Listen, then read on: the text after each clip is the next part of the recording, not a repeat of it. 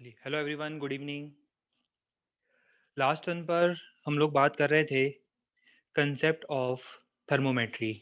Thermometry complete हो चुका था। थर्मोमेट्री थर्मल एक्सपेंशन कंप्लीट हो चुका था आपकी बैच में।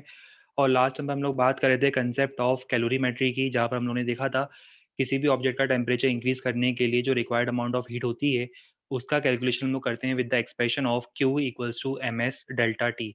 और इसके बाद हम लोग मिक्सिंग वाले क्वेश्चन हम लोगों ने स्टार्ट किए थे, जहाँ पर हम लोग डिफरेंट टाइप्स ऑफ लिक्विड्स को मिक्स कर रहे थे और उसके बाद उनका इक्विलिब्रियम टेम्परेचर फाइंड कर रहे थे। तो इस टाइप के सभी क्वेश्चन हम लोगों ने कंसेप्ट यूज किया था प्रिंसिपल ऑफ कैलोरीमेट्री का। Heat lost by one liquid और one object is equal to heat gain by another object. आज हम लोगों को क्या करना है, आज हम लोगों को इसी क्वेश्चन के सीक्वेंस को और आगे एक्सटेंड करना है और इसके बाद हम लोग बात करेंगे आज latent heat of face transformation की।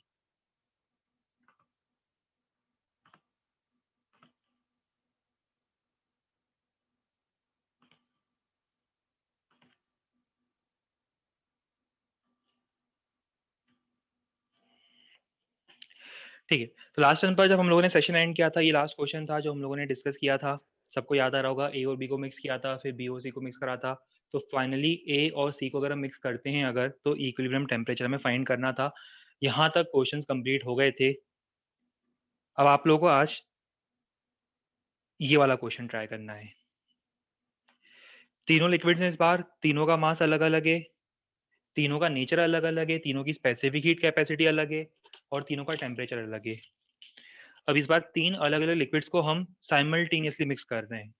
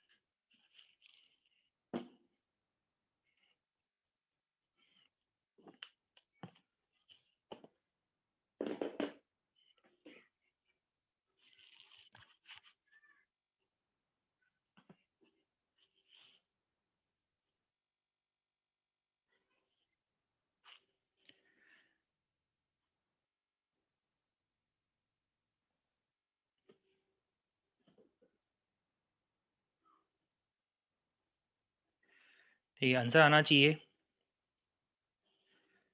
330 बाय 13 डिग्री सेल्सियस।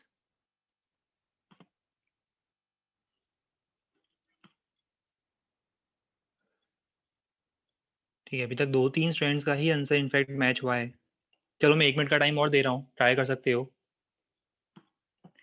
1 मिनट का तो हम इसका एग्जैक्टली डिस्कशन स्टार्ट कर देंगे।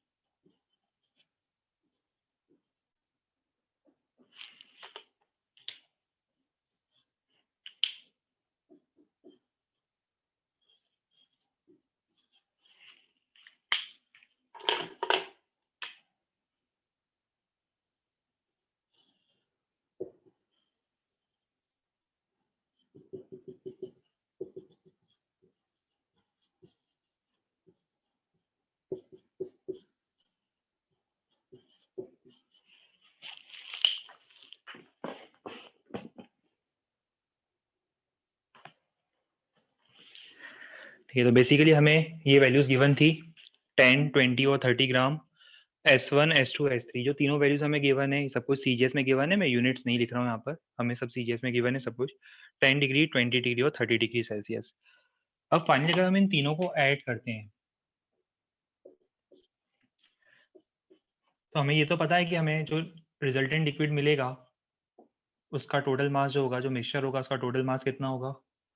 हमें पता है उसका टोटल मास होगा 60 ग्राम।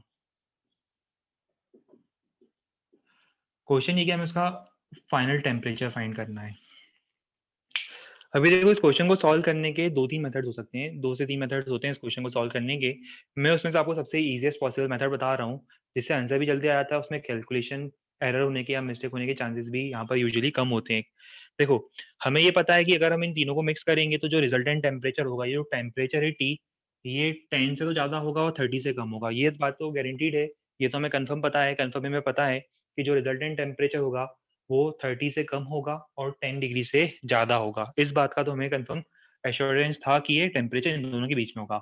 पर थोड़ी देर के लिए हम मान लेते हैं कि जो टेम्परेचर है ये टेम्परेचर तीनों से कम है। ये जो टेम्परेचर आया है हमने थोड़ी देर के लिए मान लिया तीनों से कम है। अच्छा, तीनों से कम होने का मतलब क्या है? तीनों से कम होने का मतलब है कि तीनों के तीनों हीट लूज करेंगे। देखो, अगर ये फाइनल टेम्परेचर 10 से भी कम हुआ तो इसका मतलब वो भी हीट लूज कर रहा है। अगर ये टेम्परेचर 20 से कम है और 30 से कम है, इसका मतलब ये दोनों भी हीट लूज कर रहे हैं। तो क्या मैं ऐसा मान सकता हूँ कि heat lost by A plus heat lost by B plus heat lost by C, तीनों का सम 0 होगा। कहने का मतलब ये है M1 S1 डेल्टा टी, देखो डेल्टा टी क्या लिख रहा हूँ, 10 minus T, plus M2 S2 delta T कितना, 20 minus T, plus M3 S3 delta T 30 minus T, तीनों का सम 0 होगा। थोड़ा सा केयरफुली देखना है इस इक्वेशन को और बताओ कितने लोगों को ये इक्वेशन क्लियर हो रही है कि तीनों के हीट लॉस्ट का सम 0 होगा। अच्छा 0 क्यों होगा? ठीक है, देखो 2-3 तरीके हैं अब इसको एक्सप्लेन करने के। अगर मैं आपको मान लो थोड़ी देर के लिए क्वेश्चन ना पूछते हुए मैं आप लोगों से एक दूसरा क्वेश्चन पूछता, करंट इलेक्ट्रिसिटी का क्वेश्चन पूछता, मान लो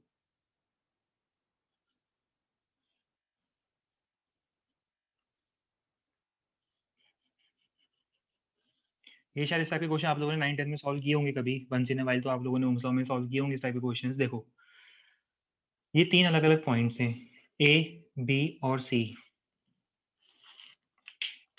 लेट अस से हमें पोटेंशियल गिवन है 10 वोल्ट, 20 वोल्ट, 30 वोल्ट, रेजिस्टेंस है 2 ओम, 4 ओम, 6 ओम।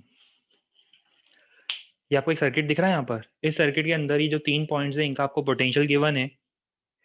पोटेंशियल गिवन होने के साथ साथ मैंने तीनों रेजिस्टेंस दिए हैं। अब आपको फाइंड करना है ये जो पॉइंट है, ये वाला पॉइंट, इस पॉइंट का वोल्टेज कितना होगा।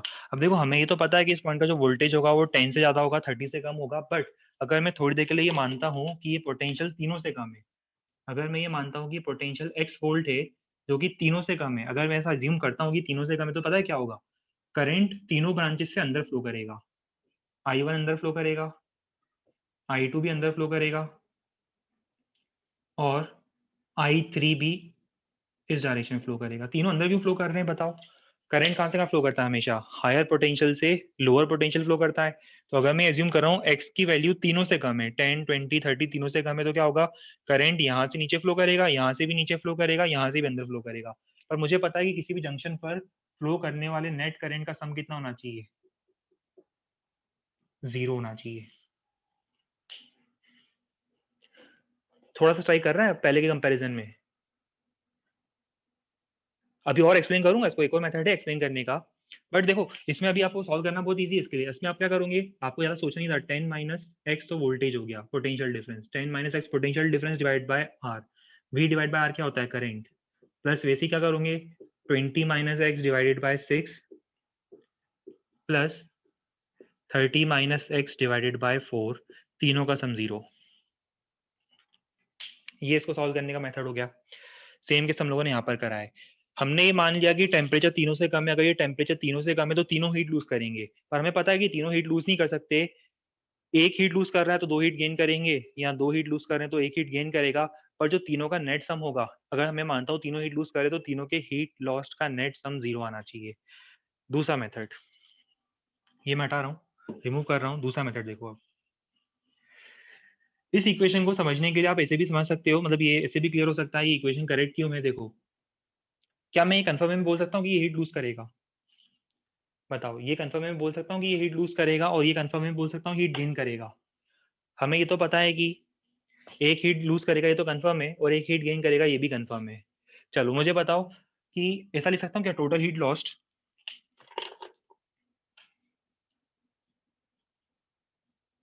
Total heat lost by the system is equal to total heat gain.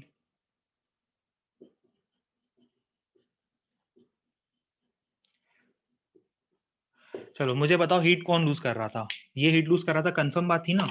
तो अगर आप इसको भूल जाओ, थोड़ी देर के इसको भूल जाओ, यहाँ पे क्या लिखते हैं बताओ? M S delta T. Delta T कितना लिखते हैं आप? क्योंकि ये हीट लूज कर रहा है तो 30 माइनस टी लिखते हैं आप,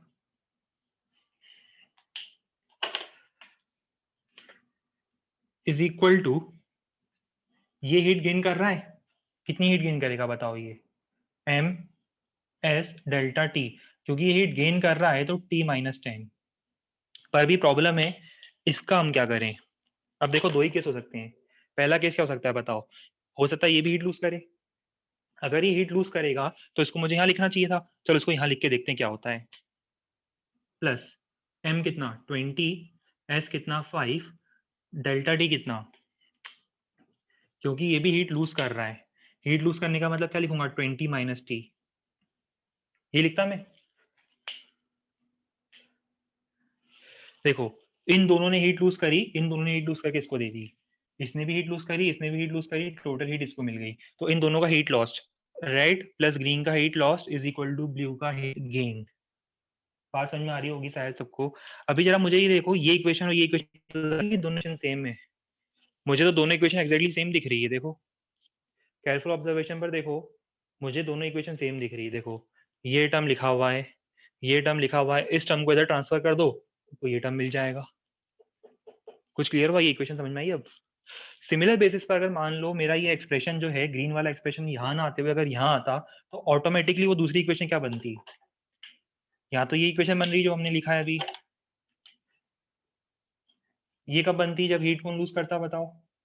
हीट लूज करते बी और सी, और गेन करता कौन? ए। पर अगर मान लो ये हीट लूज करता और ये दोनों गेन करते, लूज एक ही कर रहा है, गेन दोनों कर रहे हैं इस बार, तो क्या होगा बताओ? हीट लॉस कितना होता? 30 15 30 minus T is equal to कितना लिखते हैं?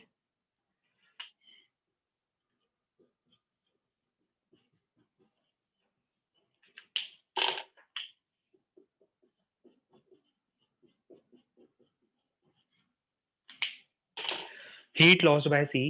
क्योंकि देखो दो ही पॉसिबिलिटी है। पहली पॉसिबिलिटी क्या है? ये दोनों हीट लूज करेंगे वो गेन करेगा, ये दोनों हीट लूज करेंगे वो गेन करेगा। दूसरी पॉसिबिलिटी क्या है? ये हीट लूज करेगा और ये दोनों गेन करेंगे, ये लूज कर रहा है और ये दोनों गेन कर रहे हैं। तो देखो दूसरी पॉसिबिलिटी ये है। अब जरा इस इक्वेशन को फर्स्ट इक्वेशन को देखो, आपको ये तीनों इक्वेशन बिल्कुल सेम दिखाई देगी।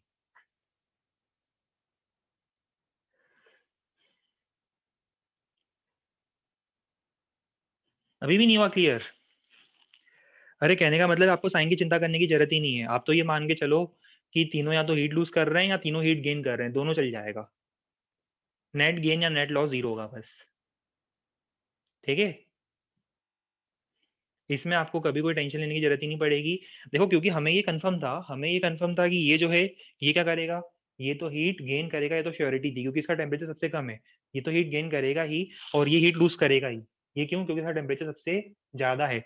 इसकी सर्टेनिटी नहीं है, ये हीट गेन भी कर सकता था, लूज भी कर सकता था।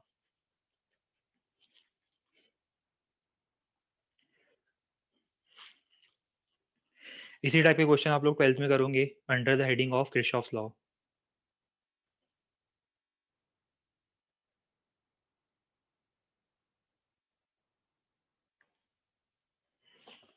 यहाँ पे आप क्या कर सकते थे?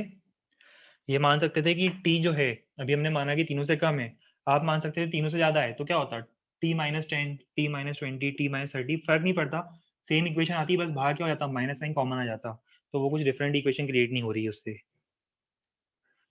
तो आप चाहो तो ये ज्यूम कर सकते हो तीनों हीट गेन कर रहे हैं तो भी सही है, तीनों हीट लूज कर रहे हैं तो भी सही है। कुछ लोगों ने वाटर इक्विवेलेंट निकाला है, वो भी कर सकते हो। अब ध्यान से सुनो, मैं नया मेथड बताने वाला हूँ। इसका नया मेथड जो आप लोग शायद ट्राई करने की कोशिश कर रहे थे, आप में से बहुत सारे स्टूडेंट्स ट्राई करने की कोशिश कर रहे थे, वो ये था कि स्टार्टिंग में आप लोग सिर्फ ए और बी को मिक्स कर दो।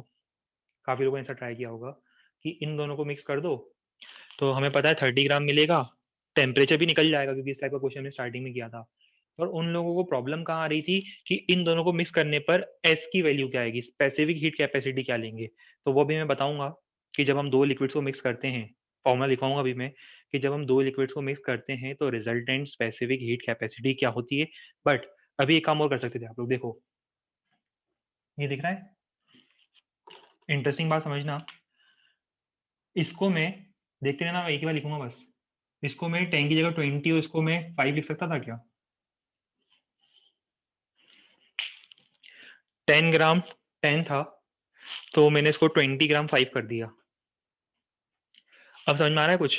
देखो ये दोनों सेम, मास सेम, एस भी सेम, टेम्परेचर 10 और 20 के बीच में आएगा, 15 आएगा। मतलब इन दोनों को ऐड करने पर सबसे पहला स्टेप तो क्या करना चाहिए बताओ? इसको हटा के 40 कर दो और इसको हटा के 15 डिग्री कर दो।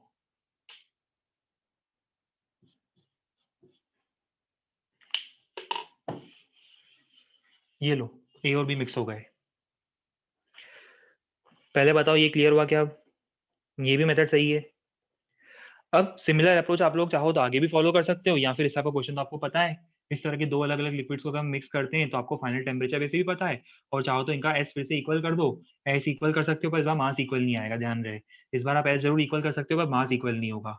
या फिर आप क्या कर सकते हो, ये ना 15, इसको 5 कर सकते हो और इसको 90 कर सकते हो। मैं लिख देता हूँ।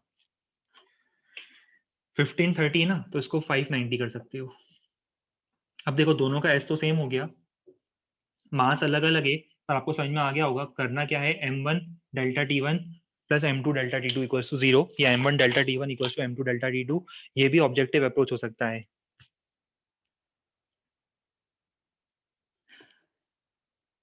अच्छा 20 एंड 5 हमने कैसे लिखा? अरे हमने हीट कैपेसिटी इक्वेट करा है, हीट कंटेंट इक्वल करा है भाई। देखो ना, वहां पे लिखा था ना 10 और 10, m10 s10, तो उसकी जगह m20 कर दिया, तो s को मैंने क्या कर दिया, हाफ कर दिया। Total heat content, heat capacity मैंने सेम रखी है।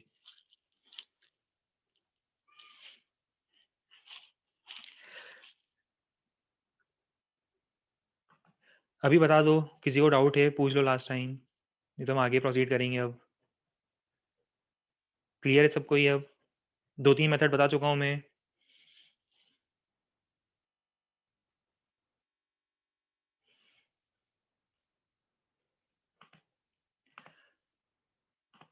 चलो अब इसी क्वेश्चन से आंसर है इसका 330/13, जो लोग पूछ रहे हैं आंसर 330/13 है।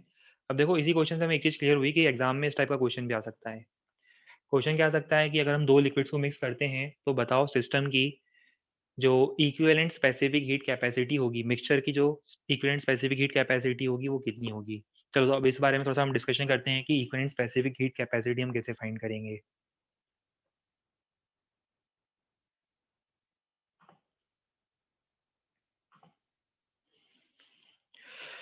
देखो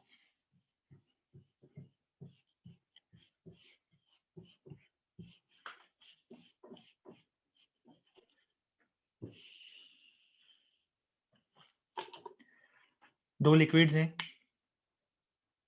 लिक्विड का मास m1, specific heat capacity s1, liquid का मास m2, specific heat capacity s2। मतलब दो अलग अलग टाइप के लिक्विड थे, दो अलग थे, दोनों का मास अलग था, स्पेसिफिक हीट कैपेसिटी अलग थी, मैंने दोनों को मिक्स कर दिया। तो अब जो रिजल्टिंग लिक्विड बनेगा उसका इक्विवेलेंट मास कितना होगा, हमें पता है उसका इक्विवेलेंट कितना होगा, हमें पता है उसका इक्विवेलेंट मास होगा m इक्विवेलेंट। चलो m इक्विवेलेंट लिख देते हैं पहले तो, सिर्फ m equivalent specific heat capacity होगी s इक्विवेलेंट। सबसे पहला इक्वेशन तो सबको क्लियर होगा, m इक्विवेलेंट कितना होगा, m इक्विवेलेंट होगा m1 प्लस m2, और इसी तरह से s इक्विवेलेंट जो होता है ना वो s1 प्लस s2 नहीं होता है। अगर हम कैलकुलेट करते हैं तो हमें एक्सप्रेशन मिलता है, एक्सप्रेशन फॉर s इक्विवेलेंट क्या है, s1 whole divided by m1 plus m2।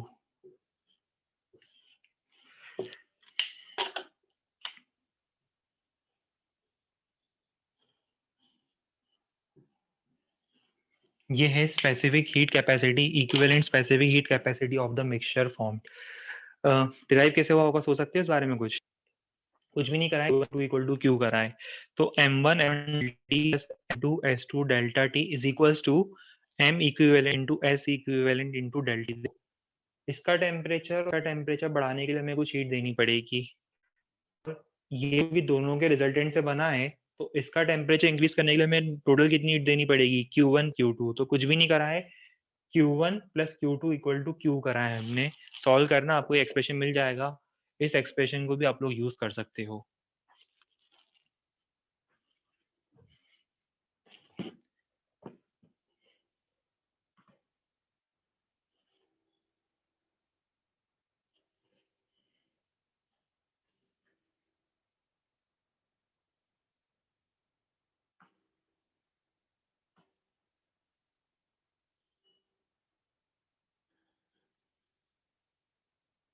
हाँ इसको नोट करवा देता हूँ मैं।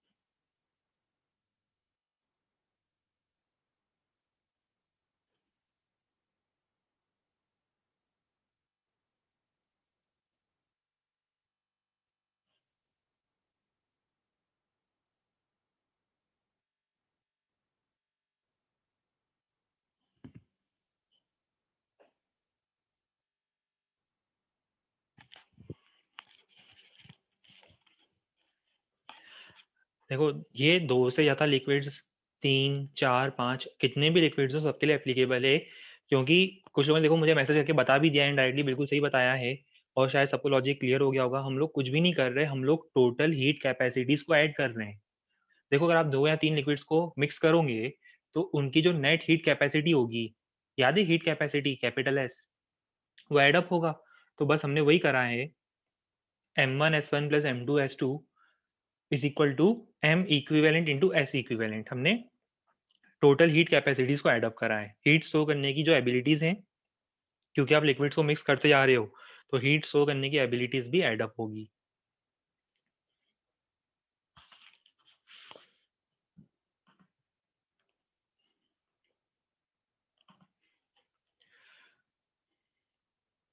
ठीक है, अब हम लोग फेज ट्रांसफॉर्मेशन की बात करेंगे।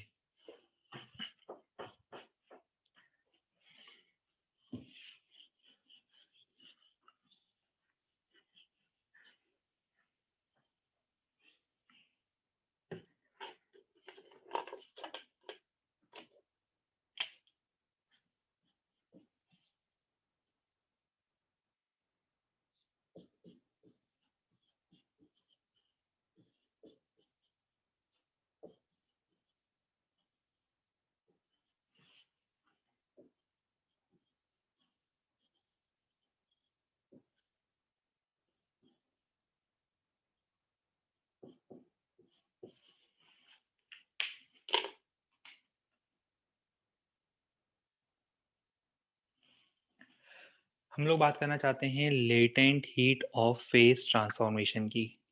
अभी तक हमने कैलोरीमेट्री में जितने भी क्वेश्चंस डिस्कस किए, सब में फेज कांस्टेंट था। फेज कांस्टेंट होने का मतलब अगर वो लिक्विड है तो लिक्विड स्टेट ही मेंटेन था। अगर बाय चांस कभी किसी केस में हम लोगों ने सॉलिड ऑब्जेक्ट लिया हो, तो सॉलिड जो है उसका स्टेट मेंटेन था।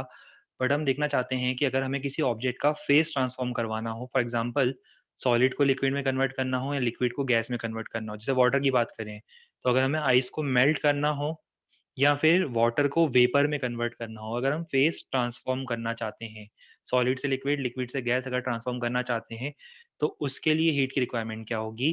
तो यहाँ पर एक्सप्रेशन बिल्कुल सिंपल सा है, the amount of heat required to change the phase of a substance is directly proportional to its mass। देखो यहाँ पे टेम्परेचर वाला फैक्टर नहीं आएगा। टेम्परेचर वाला फैक्टर क्यों नहीं आएगा? क्योंकि phase transformation is a constant temperature process. जैसे एग्जांपल, अगर आपसे कोई बोलता है कि आइस मेल्ट कर रही है वाटर में, तो अगर हम नॉर्मल प्रेशर वगैरह की बात करते हैं, तो उस पर वो फेज ट्रांसफॉर्मेशन कहाँ पर होगा? 0 डिग्री सेल्सियस पर। मतलब ice eight 0 degree Celsius, ice eight 0 degree Celsius को अगर आप हीट दोगे, तो वो कन्वर्ट होगी वाटर एट 0 डिग्री सेल्सियस में। तो आइस एट 0 डिग्री सेल्सियस का सिर्फ फेस ट्रांसफॉर्म हो रहा है, टेम्परेचर चेंज नहीं होता है। सिमिलरली जब आप वाटर को बॉईल करोगे, तो पहले तो वाटर टेम्परेचर इंक्रीज करता जा रहा है, Q equals to M S delta T. अब एक बार वाटर का टेम्परेचर 100 हो गया, एक बार वाटर का टेम्परेचर 100 डिग्री सेल्सियस हो गया, फर्दर हीट देने से अब उसका टेम्परेचर इंक्रीज नहीं करेगा। फर्दर हीट देने से क्या होगा बताओ? Water at 100 degree Celsius will get converted into steam eight 100 degree Celsius. तो देखो वाटर का वेपर में कन्वर्जन हो रहा है, और किस पर हो रहा है? कांस्टेंट टेम्परेचर पर, और वो टेम्परेचर क्या होगा? Boiling point. तो जब भी हम बात करते हैं फेज ट्रांसफॉर्मेशन की, वो चाहे तो सॉलिड से लिक्विड हो सकता है, लिक्विड से गैस हो सकता है, but phase transformation is a constant temperature process। तो constant temperature पर amount of heat required to transform the phase of a substance is directly proportional to its mass। क्योंकि देखो सिंपल बात है, आपको अगर मैं 2 कंटेनर दे दूं,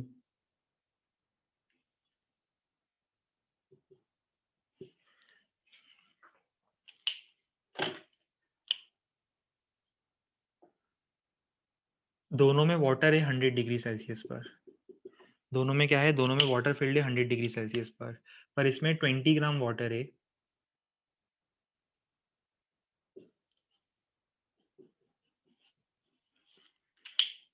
और इस वाले में डबल वाटर, मतलब 40 ग्राम वाटर है, डबल क्वांटिटी में है।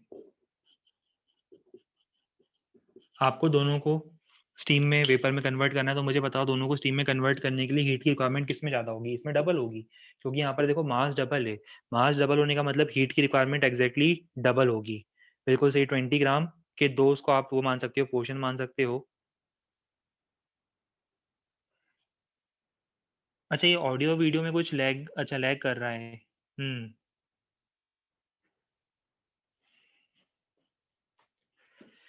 इसका मतलब फ़ोन चेंज करने का टाइम आ चुका है। कहीं न कहीं फ़ोन जो है वो हीट अप होता है शायद, और फ़ोन चेंज करने का टाइम आ चुका है।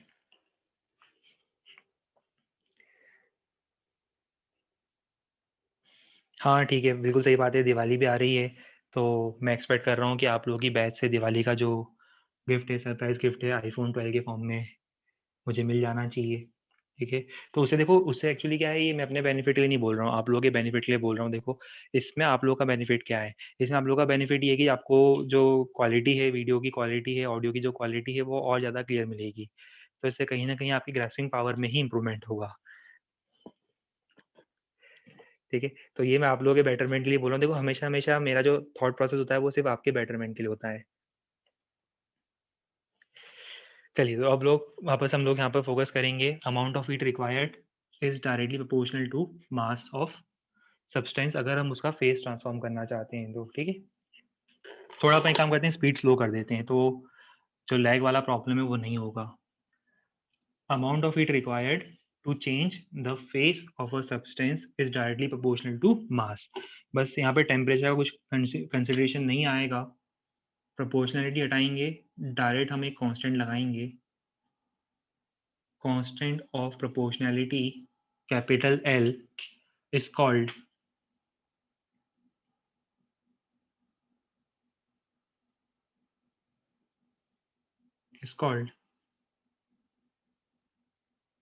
latent heat of phase transformation. ये कांस्टेंट किस पर डिपेंड करेगा? ये मटेरियल पर डिपेंड करेगा।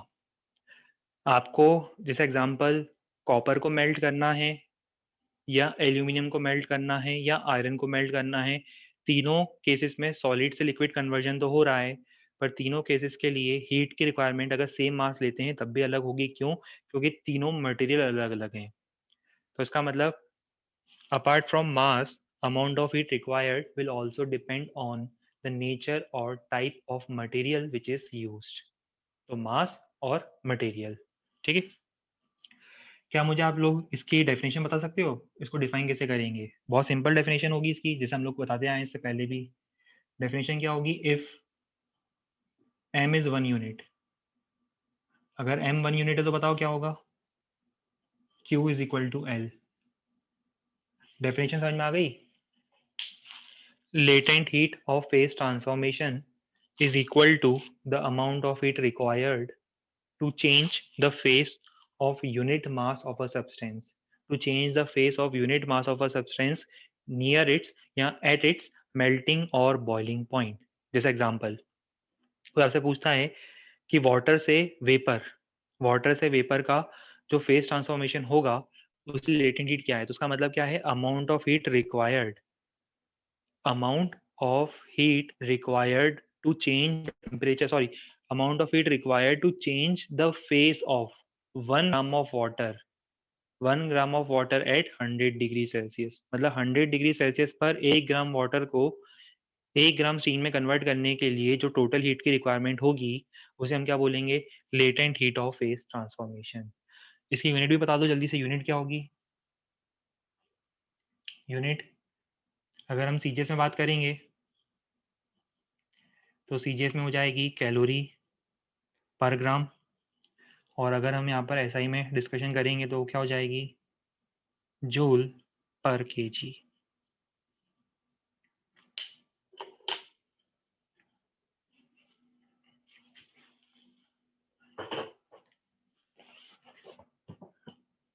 और डेफिनेशन सबको क्लियर थी? Amount of heat required to change the phase of unit mass of substance at its melting और बॉइलिंग पॉइंट।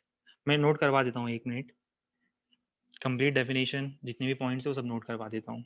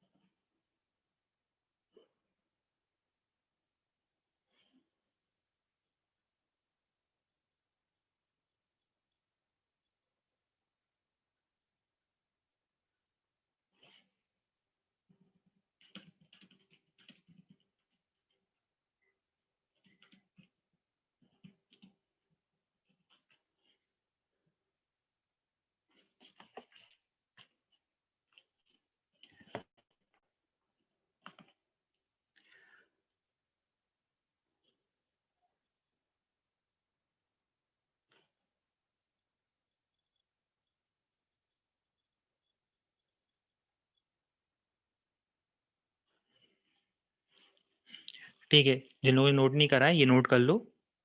मैं स्लाइड फिर से बैक कर दूंगा, पहले अब ये नोट कर लो आप लोग।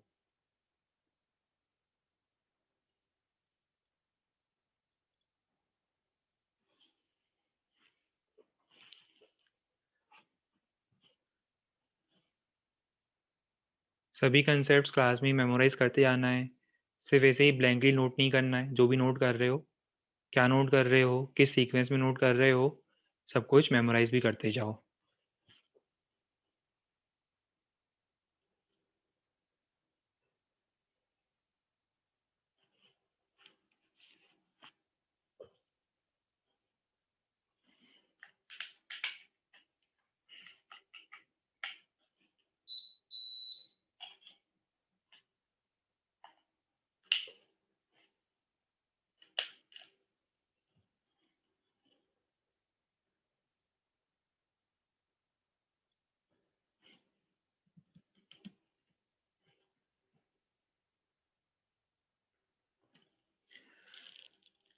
ठीक है, मीनवाइल कुछ लोगों ने नोट कर लिया है और उन लोगों का क्वेश्चन आ रहा है, हैव यू सीन इंटरस्टेलर?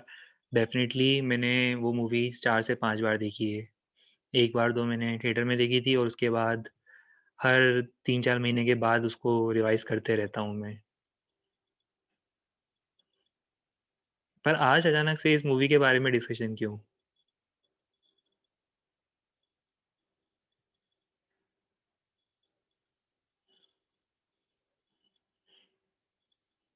नहीं नहीं, आईपीएल नहीं।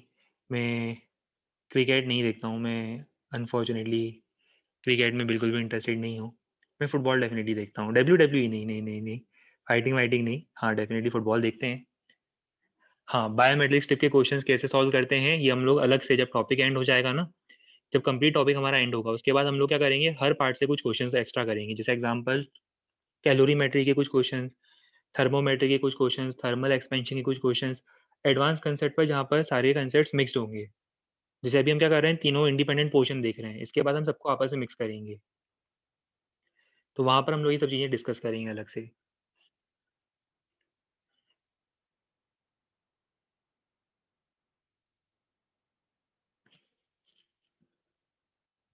हाँ, लास्ट मैच हमने कल देखा था, कल लास्ट मैच था लिवरपूल वर्सेस सिटी का, हमने देखा था। हाँ, अभी हम लोग कंसेप्ट की बात करते हैं, बाकी जितनी भी एक्स्ट्रा इन्फॉर्मेशन है वो लोग हम लोग कल भी अलग से डिटेल में डिस्कस करेंगे। अभी हाल फिलहाल हम लोग अभी वापस आते हैं अपने कंसेप्ट पर, ओरिजिनल कंसेप्ट पर आते हैं। देखो, अभी जो फेज ट्रांसफॉर्मेशन होता है ना, ये या तो क्या होगा,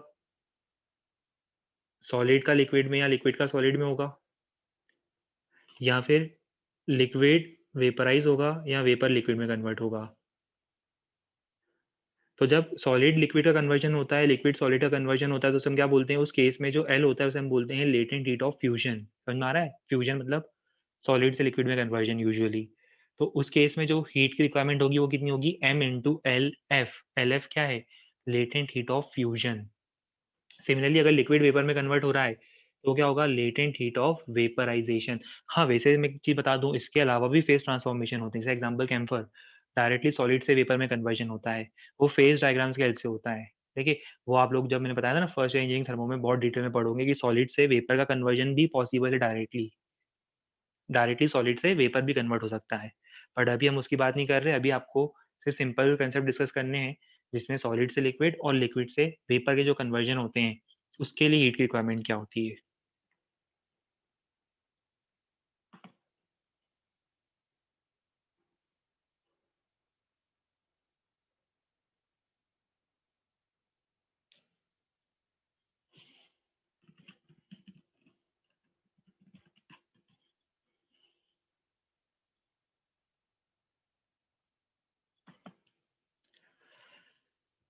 अच्छा, ये भी क्लियर है ना कि फर्स्ट वाला जो केस है सॉलिड से लिक्विड, सॉलिड से लिक्विड में इतनी हीट रिलीज होगी, सॉरी इतनी हीट की रिक्वायरमेंट होगी, इतनी हीट हमें रिक्वायर्ड रिक्वायर्ड देनी पड़ेगी सिस्टम को। पर अगर मान लो वो लिक्विड से सॉलिड कन्वर्ट हो रहा है, लिक्विड से सॉलिड कन्वर्ट हो रहा है, तो वो इतनी हीट रिलीज करेगा। आइदर केस कैलकुलेशन सेम होगा, है ना? कैलकुलेशन सेम होगा, बस ये है कि मेल्ट करते टाइम आपको उसे हीट देनी पड़ेगी, और अगर वापस आप उसको क्या कर रहे हो, सॉलिड में कन्वर्ट कर रहे हो, तो सिस्टम से आपको हीट एक्सट्रैक्ट करनी पड़ेगी।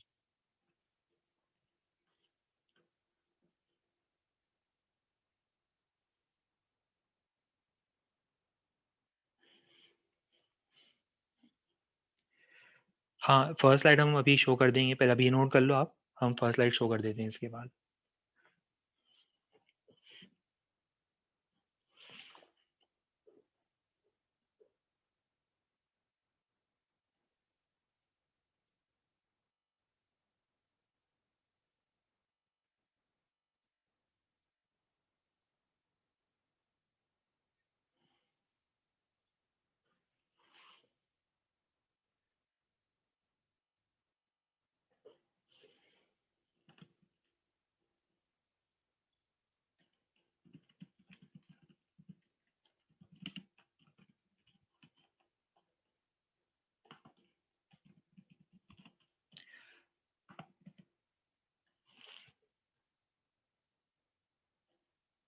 जल्दी से नोट कर लो जिसको नोट करना था।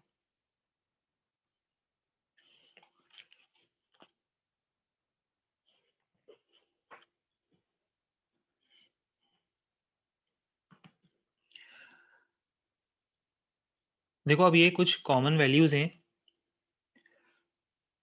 जो वैसे आपको याद करनी है, याद नहीं भी करोगे वैसे एग्जाम में यूजुअली गिवन होती है, बट याद कर लो क्योंकि अभी क्वेश्चन करेंगे ज़्यादा बेटर रहेगा। बहुत सिंपल वैल्यूज है।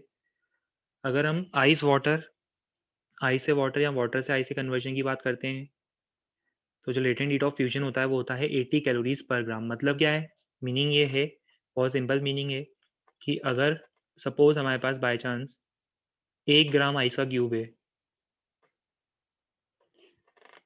1 ग्राम आइस का क्यूब है एट 0 डिग्री सेल्सियस। अगर मैं इसे कंप्लीटली मेल्ट करना चाहता हूँ वाटर में, वाटर एट 0 डिग्री सेल्सियस, तो मुझे इसको मेल्ट करने के लिए कितनी हीट देनी पड़ेगी?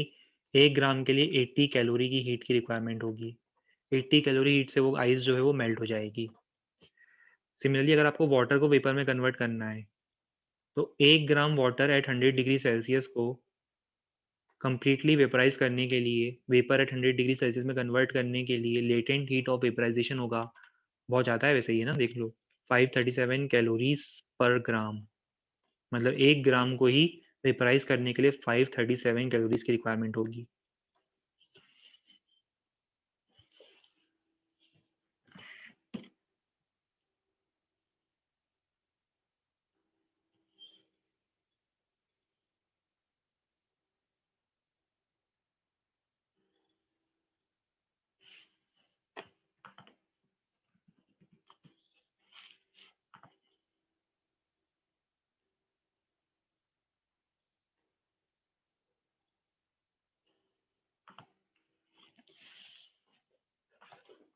चलो अब इस पे हम लोग कुछ क्वेश्चंस ट्राई करेंगे।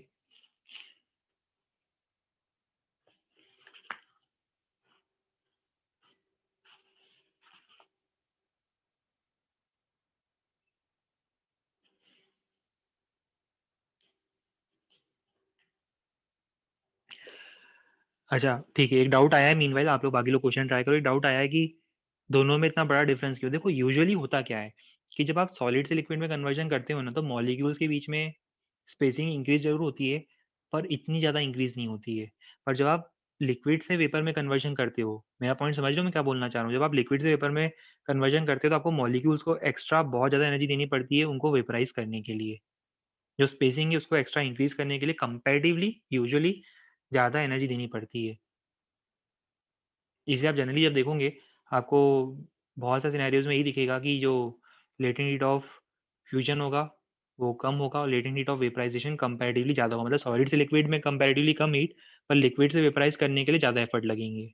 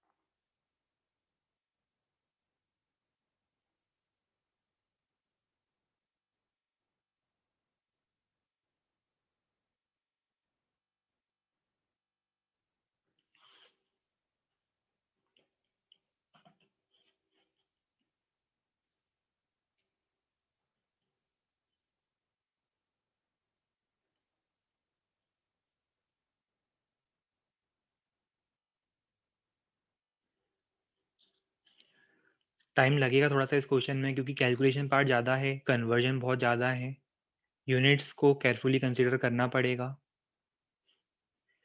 मतलब अभी तक हमने जितने भी कंसेप्ट डिस्कस करे हैं, चाहे वो यूनिट्स के हों, चाहे वो कन्वर्जन के हों, वो सब कुछ एक साथ आ गए हैं।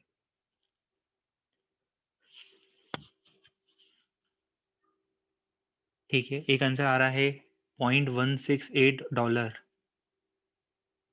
और एक आंसर आ रहा है $2679। आपको लग नहीं रहा है कि 20 ग्राम आइस को, प्रैक्टिकली सोचो, अगर 20 ग्राम आइस को मेल्ट करने के लिए इतने सारे डॉलर्स लग गए तो बहुत ज़्यादा कॉस्टली नहीं हो जाएगा? मतलब ये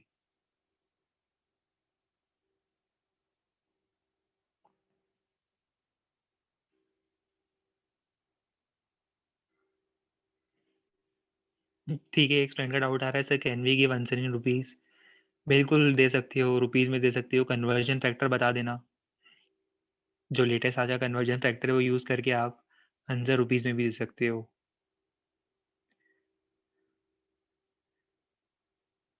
वेपराइज करना है, देखो क्वेश्चन ध्यान से केयरफुली रीड करो। क्वेश्चन में लिखा है टोटल कॉस्ट ऑफ वेपराइजेशन, तो आपको वेपराइज करना है।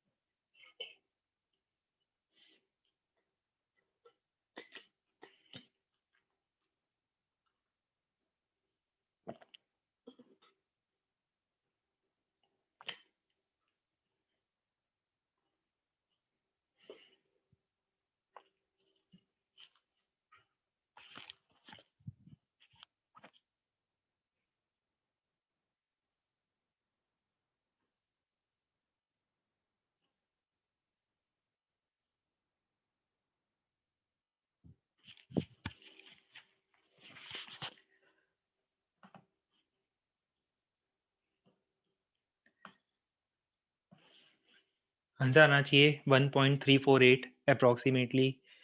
अभी तक वैसे किसी का आंसर नहीं आया है। चलो एक बार सॉल्व करके देखते हैं इसको। अब देखो डेटा क्या गिवन था, 20 ग्राम आई से -20 पर। मैं पहले पूरा डेटा नोट कर लेता हूँ, आप लोग ट्राई करो क्वेश्चन को तब तक।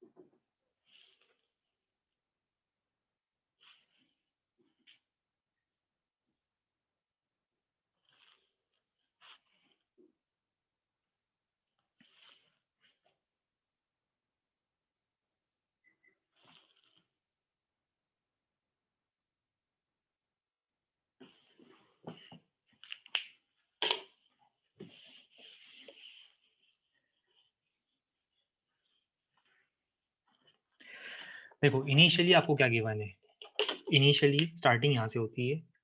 आपको गिवन है 20 ग्राम आइस।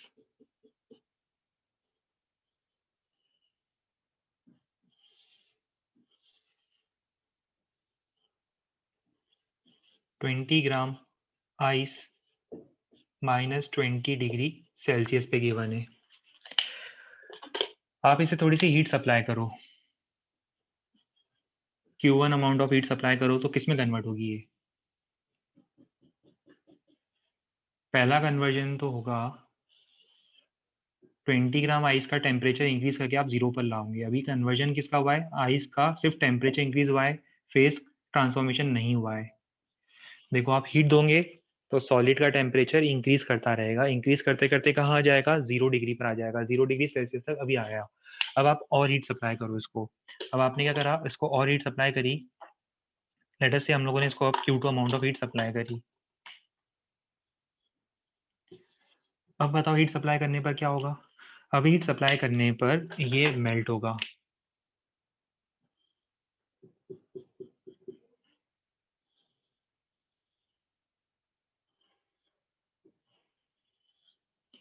अब आपको क्या मिलेगा बताओ?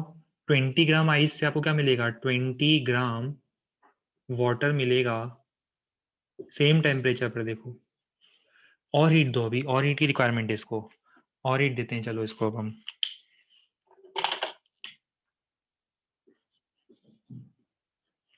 और हीट देने से क्या होगा? इसे बोर्ड दिख रहा है? यहाँ तक नहीं दिख रहा है? दिख रहा है, ठीक है, विजिबल है। और हीट देने से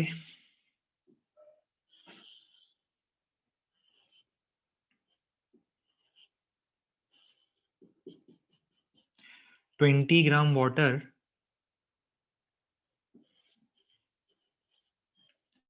का टेम्परेचर 0 से इंक्रीज होते होते कितना हो जाएगा? 100 डिग्री सेल्सियस। और फाइनल स्टेप क्या था? इसको अब अगर हम और हीट प्रोवाइड करते हैं, एक लास्ट हीट और मुझे प्रोवाइड करनी थी इसको, Q4 प्रोवाइड करते हैं तो फाइनली ये तो वेपराइज हो जाएगा। तो 20 ग्राम वेपर मिलेगा at 100 degree Celsius. 20 gram vapour at 100 degree Celsius, ये हमारा फाइनल एम था। ये कन्वर्जन होगा इस तरह से। पूरा स्टेप बाय स्टेप देख लो। 20 ग्राम आई से स्टार्ट हुए हम लोग, यहाँ से स्टार्ट होते हैं और हमें यहाँ पर हमें एंडिंग पॉइंट हमारा ये था। टोटल हीट की रिक्वायरमेंट क्या होगी? सभी हीट्स को ऐड करना है, Q1 Q2 Q3 Q4। तो Q क्या लिखेंगे बताओ?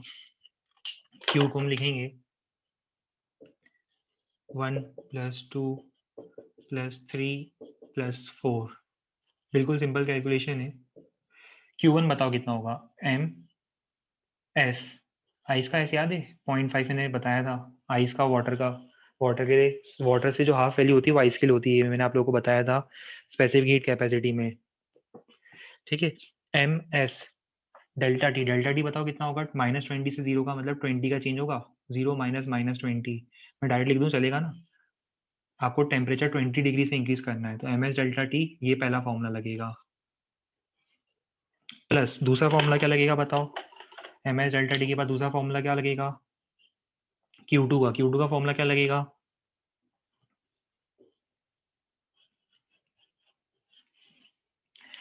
M × LF, फ्यूजन वाला। M × LF मास, M और LF फ्यूजन के लिए, आइस एट 0 से वाटर एट 0। फिर इसके बाद नेक्स्ट स्टेप बताओ? नेक्स्ट स्टेप में होगा प्लस। प्लस क्या करेंगे बताओ? MS delta T, M water का, S 1 होता है, डेल्टा टी 100, 0 से 100 ले जाना है।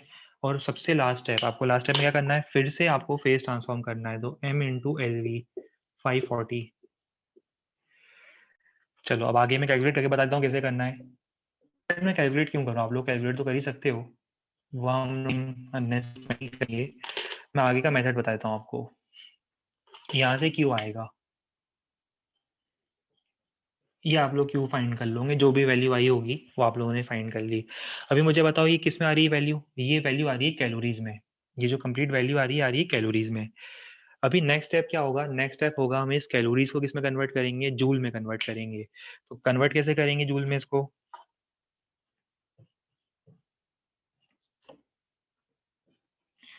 क्यू कैलोरीज को जूल में कन्वर्ट करने के लिए 4.186 से मल्टीप्लाई करेंगे तो ये आपको जूल में मिलेगा। मतलब ये इतनी हीट की रिक्वायरमेंट है, ये लिख दो H। ये जो क्यू कैलकुलेट करा है कैलोरीज में, उसको हमने जूल में कन्वर्ट करा, इतने हीट की रिक्वायरमेंट है। ये तो हीट की रिक्वायरमेंट हो गई। अब आगे की स्टोरी देखो क्या है। आगे की स्टोरी ये है, आगे की स्टोरी ये है कि हीटर की एफिशिएंसी कितनी है? 25%। क्वेश्चन में गिवन है हीटर की एफिशिएंसी 25% है। इसका मतलब मुझे बता सकते हो क्या होगा? इसका मतलब ये होगा कि अगर आप हीटर को 100 जूल की एनर्जी देते हो तो सिर्फ वो 25 जूल की हीट जो है वो वाटर को सप्लाई कर सकता है। 100 में से एफिशिएंसी है 25, मतलब अगर आपको 25 की हीट की रिक्वायरमेंट है तो हीटर 100 की इलेक्ट्रिसिटी कंज्यूम करेगा।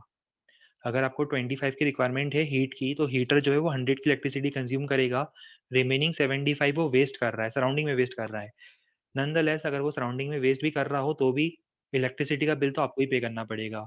आप एमपीबी वालों को ये नहीं बोल सकते कि देखो हमारे हीटर की एफिशिएंसी तो 25% है, हमने तो इतनी हीट यूज़ करी है, जो रिमेनिंग हीट है क्योंकि वो वेस्ट हो गई एनवायरनमेंट में, तो हम लोग उसका जो बिल है वो पे नहीं करेंगे। वो बिल जो है वो भी आपको ही पे करना पड़ेगा। सिंपल सा मीनिंग ये है। कन्वर्जन कैसे करेंगे अब? 25% एफिशिएंसी को यूज़ करेंगे। मतलब अगर 25 जूल की हीट रिक्वायर्ड होती तो हमें इनपुट कितना देना पड़ता? 100 का। 25 की रिक्वायरमेंट होती तो हमें इनपुट देना पड़ता 100 का, और यहाँ पर रिक्वायरमेंट कितनी है? इतनी है। कितनी की रिक्वायरमेंट है? इतनी है। Q इंटू 4.186, इसको एच लिख देता हूँ। तो हमें एनर्जी कितनी देनी पड़ेगी? फाइंड कर सकते हो एनर्जी? कैसे फाइंड करोगे energy? 100 into H by 25, simple बात थी।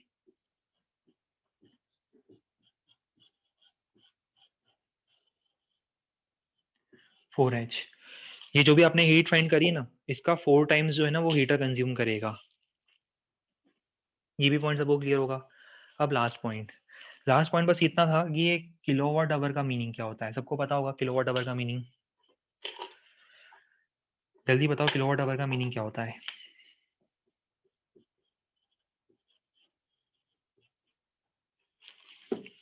चलो मैं वेट कर रहा हूँ आप लोगों के मैसेज का। किलोवाट आवर का मीनिंग?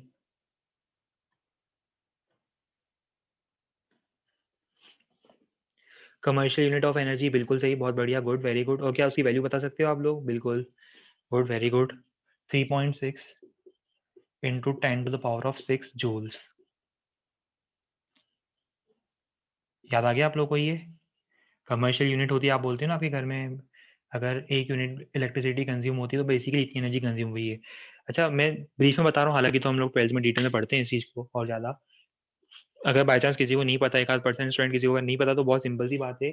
1 किलोवाट आवर का मतलब होता है जब 1 किलोवाट की पावर वाला डिवाइस। 1 किलोवाट मतलब समझते हो? 1000 वॉट का स्पीकर जैसे। 1000 वॉट का स्पीकर अगर आप कंटिन्यूअसली 1 आवर के रन करोगे, मान लो आपके घर में एक स्पीकर है, म्यूजिक सिस्टम में 1000 वॉट का मतलब 1 किलोवाट हो गया। अगर आप उसको कंटिन्यूअसली 1 आवर के रन करोगे तो कितनी एनर्जी कंज्यूम करेगा? 1 किलोवाट आवर कंज्यूम करेगा। कैसे फाइंड करेंगे इसको? कन्वर्ट कैसे करेंगे? बहुत सिंपल सी बात है। 1 किलोवाट आवर में आवर की वैल्यू रख देना, सेकंड्स में किलोवाट को रख देना, 1000 वॉट कैलकुलेट करना, आपको वैल्यू मिल जाएगी। अच्छा इसी जगह अगर मान लो आपके पास 500 वॉट का स्पीकर होता, अगर 500 वॉट का स्पीकर होता तो सेम यूनिट कितनी देर में कंज्यूम करता? 500 वॉट का स्पीकर सेम यूनिट कंज्यूम कितनी देर में करता? हाँ, 2 आवर्स में। और और अगर मान लो आपके पास 2000 वॉट का स्पीकर होता तो हाफ आवर के अंदर ही वो क्या हो जाता? 1 यूनिट इलेक्ट्रिसिटी कंज्यूम हो जाती है। बिल्कुल सही। चलो ठीक है। अब क्या करोगे बताओ? ये जो एनर्जी आई है किस में आई है? ये एनर्जी आई है जूल में। आपको इसको किस में कन्वर्ट करना है? कमर्शियल यूनिट में कन्वर्ट करना है। इसका मतलब नंबर ऑफ यूनिट्स कंज्यूम कितना होगा? Number of units consumed by the appliance is equal to, ये जो ई आया है, ई को आप डिवाइड कैसे करोगे? Divided by 3.6 into 10⁻⁶। इतने यूनिट्स कंज्यूम हो रहे हैं। ठीक है, ये टोटल एनर्जी और 1 किलोवाट आवर इतना होता है, तो इतना जो यूनिट्स है वो कंज्यूम होंगे। अब इसके बाद लास्ट टाइम बताओ क्या होगा? आपको मैंने कॉस्ट दी थी। कॉस्ट क्या दी थी हम लोगों ने? 1 यूनिट के लिए $20, तो इतने यूनिट्स लिए कितना होगा? तो इसकी कॉस्ट क्या आएगी? कॉस्ट आ जाएगी units consumed, number of units consumed into $20।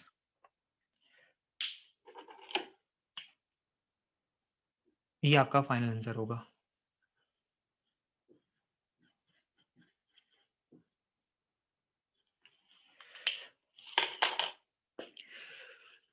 Calculation part है वो आप लोग देख लेना। हाँ अच्छा, एक और मीनवाइल डाउट आया है शायद किसी को कि 2000 वॉट जो दिया हुआ था मैंने क्वेश्चन में, उसका कुछ यूज है क्या? देखो टू बी वेरी फ्रैंक, इस टाइप के जो क्वेश्चन होते हैं इसमें, जैसे आप मान लो 2000 वॉट की हम बात करते हैं इलेक्ट्रिकल एनर्जी के सिस्टम में, अल्टीमेटली देखो 2000 वॉट का आप हीटर लो चाहे 4000 वॉट का heater low, amount of heat required तो सेम होगी, बिल भी सेम आएगा। पर फिर बताओ ज़्यादा वोल्टेज से होगा क्या? ज़्यादा वोल्टेज का हीटर का मतलब होगा कि वो कम टाइम में हीट कर देगा। अगर आप 2000 वॉट का हीटर लेते हो और उसी अगर आप 4000 वॉट का हीटर लेते हो तो 4000 वॉट का हीटर क्या करेगा, इस सेम प्रोसेस को एग्जैक्टली हाफ टाइम में कंप्लीट कर देगा। पर हीट की रिक्वायरमेंट सेम होगी, अगर एफिशिएंसी सेम है तो कॉस्ट भी सेम आएगी। कॉस्ट वगैरह सब कुछ सेम आएगी, बट अगर आप वॉटेज बढ़ाते जाते हो हीटर का 4000, 8000, 16000, तो क्या होगा, उसे सब्सिक्वेंटली कम टाइम लगता जाएगा इस पूरे प्रोसेस को कंप्लीट करने में। क्यों? क्योंकि वो 1 सेकंड में ज़्यादा हीट जो है उसको प्रोवाइड कर रहा है सिस्टम को। अच्छा, एफिशिएंसी वाला पार्ट रिपीट कर दें। देखो, है बहुत सिंपल पार्ट।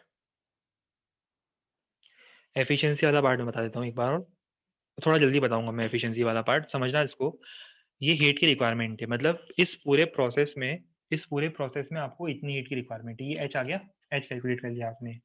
अब जैसे मान लो आपको 25 जूल हीट की रिक्वायरमेंट है, 25 जूल हीट की रिक्वायरमेंट है, तो हीटर की एफिशिएंसी 25। अच्छा, हीटर की एफिशिएंसी कितनी है? हीटर की एफिशिएंसी है 25। इसका मतलब क्या है, अगर वो 100 जूल की इलेक्ट्रिकल एनर्जी कंज्यूम करता है, 100 जूल की इलेक्ट्रिकल एनर्जी में से सिर्फ 25 जूल, 25% एफिशिएंसी का मतलब ये हुआ ना, 100 जूल की इलेक्ट्रिकल एनर्जी में से सिर्फ 25 जूल किसको ट्रांसफर कर रहा है, वो इस वाटर को हीट अप करने में ट्रांसफर कर रहा है। रिमेनिंग 75 जूल कहाँ गया?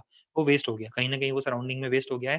सिर्फ 25% हीट जो है वो ट्रांसफर हो रही है। तो इसका मतलब अगर 25 जूल की हीट चाहिए तो 100 जूल की इलेक्ट्रिकल एनर्जी कंज्यूम कर रहा है।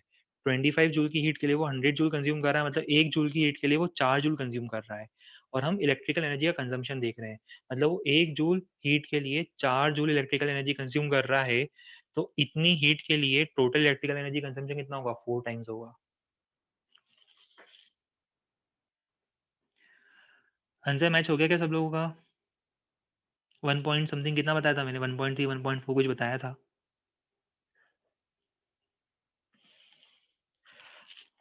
हाँ, और ऑब्वियसली ऐसे क्वेश्चंस एग्जाम में थोड़ा सा कम प्रेफर करने चाहिए हम लोगों को। आप लोगों को क्लियर हो गया होगा क्यों। टाइम कंज्यूमिंग ज़्यादा होते हैं, कैलकुलेटिव ज़्यादा है।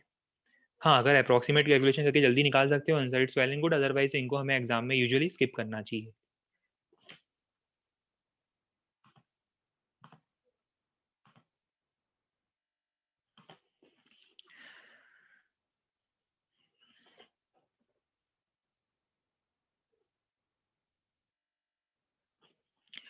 ठीक है, अब जो नेक्स्ट पार्ट जिसकी हम बात करना चाहते हैं वो है graph between T and Q, मतलब between heat supplied and temperature. थोड़ा मैं एक्सप्लेन कर देता हूँ पहले इसको।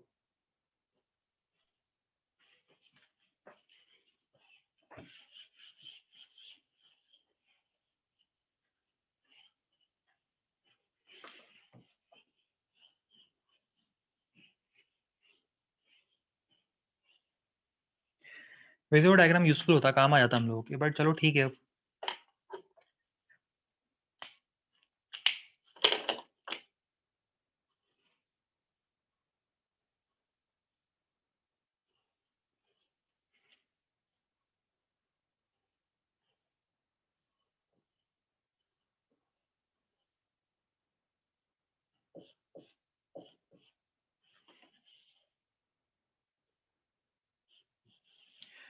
देखो, हम लोग ग्राफ ड्रॉ करना चाहते हैं between heat supplied versus temperature में इंक्रीमेंट। तो देखो, स्टार्टिंग में क्या होगा, स्टार्टिंग में जब हम लोग हीट सप्लाई करेंगे तो हीट सप्लाई करने के साथ साथ टेम्परेचर में इंक्रीमेंट आएगा। जैसे एग्जांपल अभी हमने देखा था, वो आई सेट -20 डिग्री सेल्सियस था, डायग्राम यहाँ पर बनाया था मैंने। आई सेट -20 डिग्री सेल्सियस को अगर मैं हीट सप्लाई करूंगा, फेज ट्रांसफॉर्म नहीं हो रहा है, आइस का टेम्परेचर बढ़ते बढ़ते जीरो हो रहा है। तो देखो, हीट सप्लाई करने के साथ साथ एक्स एक्सिस पर क्या है, हीट सप्लाइड है, तो हीट सप्लाई करने के साथ साथ टेम्परेचर में इंक्रीमेंट आ रहा है। हीट सप्लाई कर रहे हैं, टेम्परेचर लीनियरली इंक्रीज कर रहा है, Q equals to M S delta T. यहाँ पे एम एस में एस किसका है, सॉलिड का है, M into S of solid. तो यहाँ पर हीट सप्लाई करने के साथ साथ सॉलिड का टेम्परेचर इंक्रीज कर रहा है। इसके बाद क्या होगा, इसके बाद स्ट्रेट लाइन मिलेगी थोड़ी देर के लिए। क्यों बताओ, स्ट्रेट लाइन का रीजन क्या है? फेज ट्रांसफॉर्मेशन, बिल्कुल सही। फेज चेंज हो रहा है, फेज चेंज किस पे होता है, कांस्टेंट टेम्परेचर पर होता है। और ये टेम्परेचर क्या रहा होगा, ये रहा होगा मेल्टिंग पॉइंट। अभी यहाँ तक सॉलिड था, ये सॉलिड था, यहाँ पर क्या है,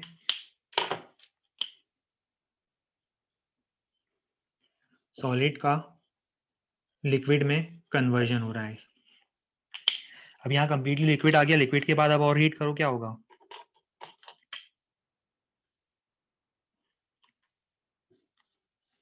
वापस से Q equals to M S delta T. Q equals to M S delta T में अब यहाँ पर क्या लिखूंगा मैं, बताओ? ये कंप्लीटली लिक्विड होगा, लिक्विड का टेम्परेचर इंक्रीज कर रहा है, इंक्रीज करते करते अब क्या हो गया बताओ? इसके बाद यहाँ पर वापस अब इसके पास बॉइलिंग पॉइंट अटेन कर रहा है। बॉइलिंग पॉइंट पर लिक्विड वेपर में और वेपर लिक्विड में।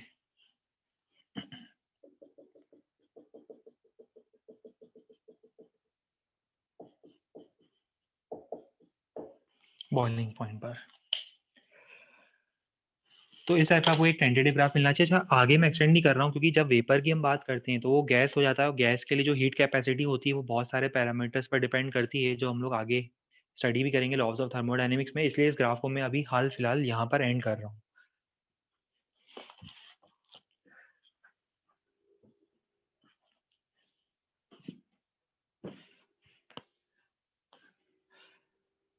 हाँ, ये इस पे चिंता मत करो कि ग्राफ मैंने बीच में से क्यों स्टार्ट करा। आप बस ये नेचर देखो।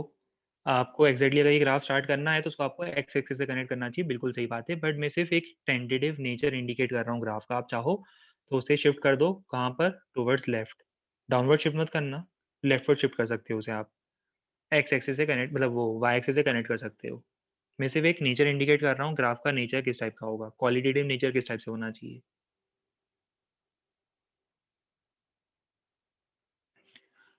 लास्ट क्वेश्चन का आंसर क्या था? लास्ट क्वेश्चन का आंसर ये था 1.348।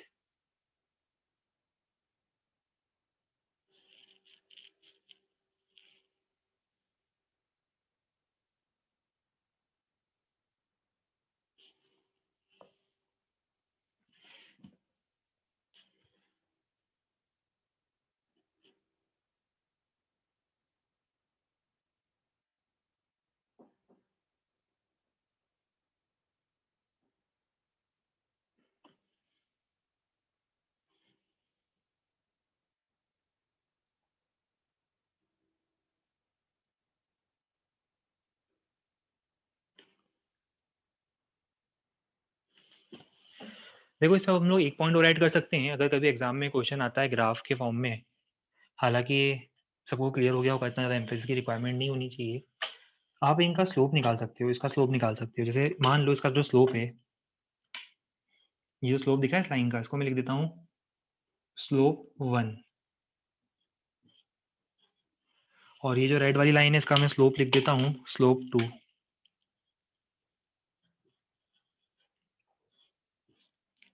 ठीक है, इस लाइन का स्लोप, ग्रीन वाले का स्लोप है स्लोप 1 स्लोप 2। इनके स्लोप से मुझे क्या मिलेगा, कुछ आइडिया है? कुछ फाइंड कर सकता हूँ मैं इनके स्लोप से? हाँ बिल्कुल सही। देखो, जैसे एग्जाम्पल ग्रीन वाले की हम बात करते हैं, ग्रीन वाले के हम क्या लिखते हैं? ग्रीन वाले के हम लिखते हैं D Q is equal to mass into S of solid. तो लिख नहीं रहा हूँ सॉलिड वाले के लिए, इंटू डेल्टा टी। ग्राफ में डेल्टा टी वाई एक्सिस पर है, ये एक्स एक्सिस पर है, तो स्लोप क्या होगा? स्लोप होगा D T by D Q 1/ms। ये जो D T by D Q ये क्या है? स्लोप 1।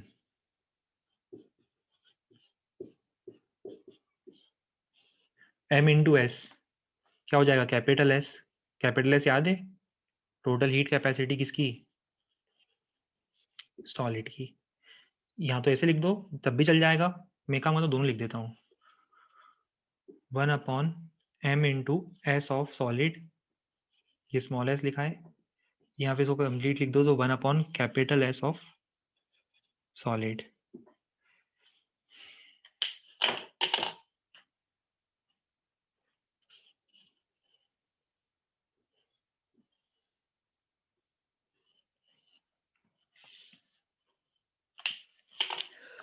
आगे आप लोग स्लोप 2 के लिए लिख लोगे।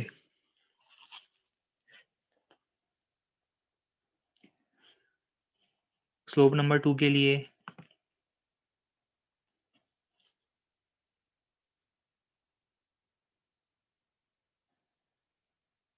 क्या बात है, सब लोग गायब हो गए क्या? कहाँ गए सब लोग? भाग गए क्या सब लोग? कहाँ हो? अच्छा यहीं पर हो सब लोग, ठीक है, हाँ ठीक है ठीक है, नोट कर रहे हो, करो करो। अच्छा भूख लगी है आप लोगों को, अच्छा। अच्छा थक गए हो सब लोग, अरे रे। कितनी मेहनत करी ना आज आप लोगों ने पूरे दिन भर। अच्छा why is there equilibrium between the phase, ऐसा कुछ भी नहीं है, बस वो तो मैं बेसिकली बोल रहा हूँ कि अगर मैं वापस हीट निकाल दूंगा तो वो लिक्विड सॉलिड में भी कन्वर्ट होता रहेगा, तो वो बेसिकली इसलिए मैंने वहाँ पर इक्विलिब्रियम का वो बनाया है साइन, अदरवाइज कोई रिक्वायरमेंट नहीं है।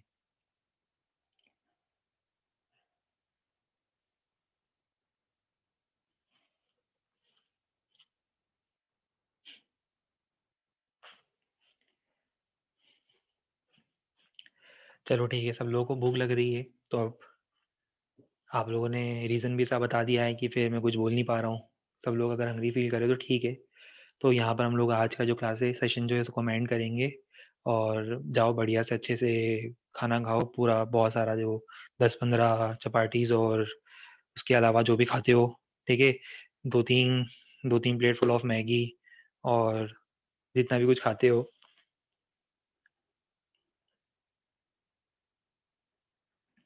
इसके बाद हम लोग फिर नेक्स्ट टर्न पर ही कंटिन्यू करेंगे। चलिए ठीक है, good night and take care.